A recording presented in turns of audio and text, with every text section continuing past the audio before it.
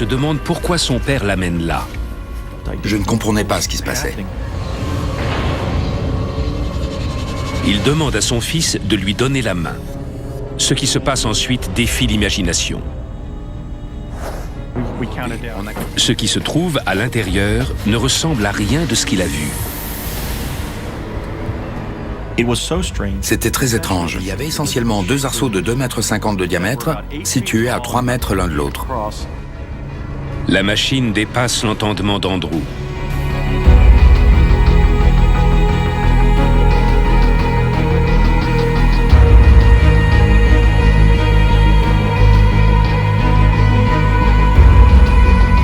Son père a cependant l'air de savoir parfaitement à quoi s'en tenir. Mais à quoi sert cette installation? Mon père a demandé à un technicien de l'allumer. Sous les yeux d'Andrew, les arceaux se mettent à tourner, générant un étrange flux énergétique.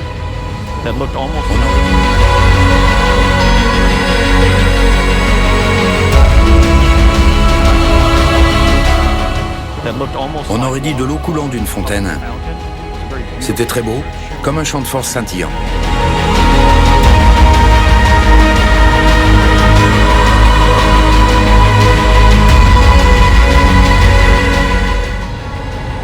Alors que le champ énergétique gagne en puissance, le père d'Andrew fait une chose incroyable.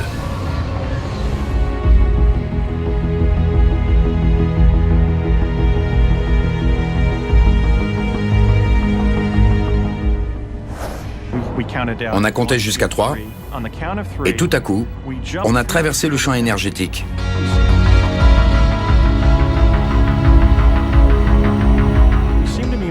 J'avais l'impression de bouger. Il y avait une lumière au loin qui se rapprochait de plus en plus vite.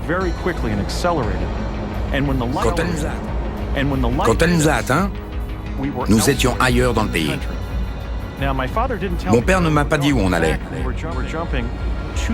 On a parcouru 3200 km à travers l'espace-temps dans un vortex qui nous a conduits face au Parlement du Nouveau-Mexique. Ce témoignage est surprenant. Deux humains se seraient-ils déplacés en quelques instants du New Jersey au Nouveau-Mexique?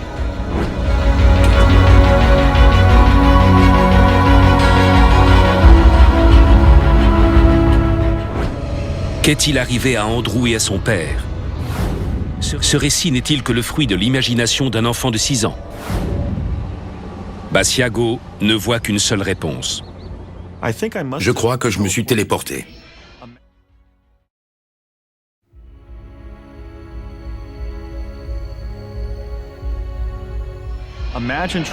C'est un peu comme traverser un tunnel automobile à 15 000 km/h sans personne sur la route. On s'est déplacé physiquement dans un vortex de l'espace-temps.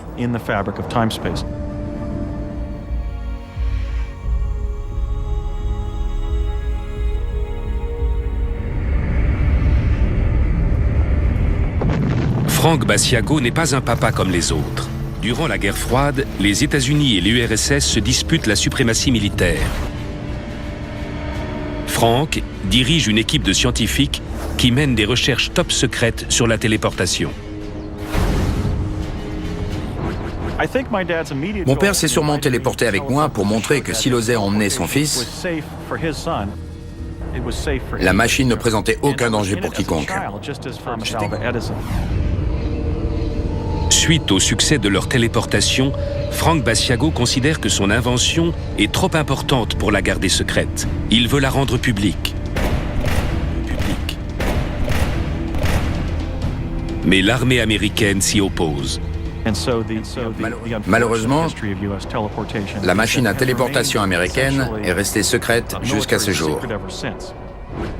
Pour lui, la téléportation est une invention cruciale, dont tout un chacun devrait pouvoir bénéficier.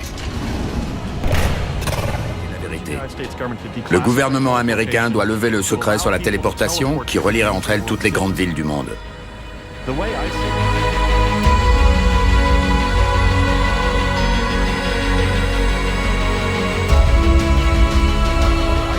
J'ai l'obligation morale de raconter mon expérience et de dire la vérité sur ce qui a été un tournant décisif dans l'histoire des sciences appliquées.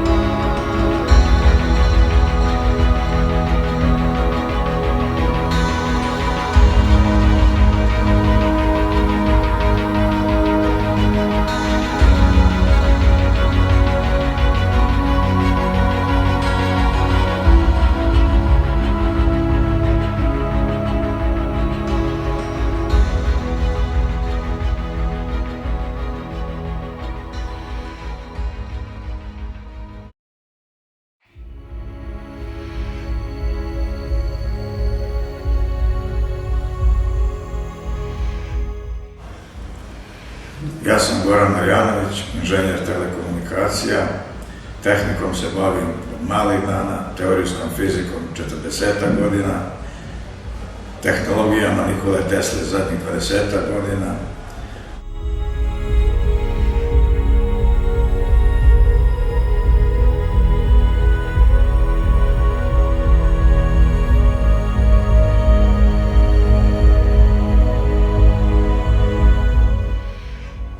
Ili su to ipak, sa čim se ja slažem, potpuno jedan nov fizički entitet koji treba dobro proučiti.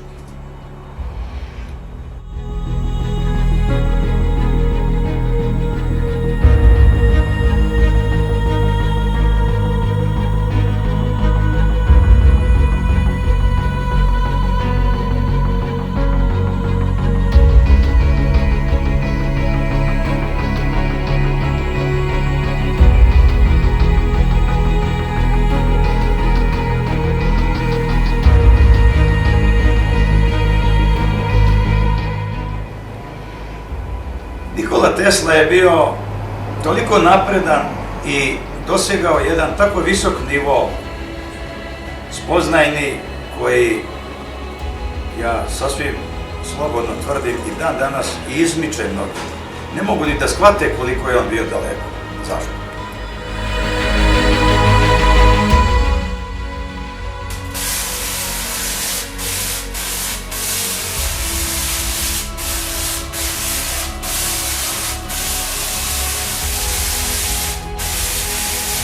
Mi o njegovom radu od Colorado Springsa do njegove smrti 1943. godine ne znamo gotovo ništa.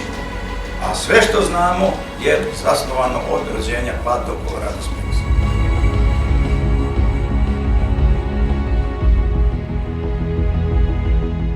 Do Colorado Springsa. To je taj pravi Tesla koji ide od Colorado Springsa pa nadalje.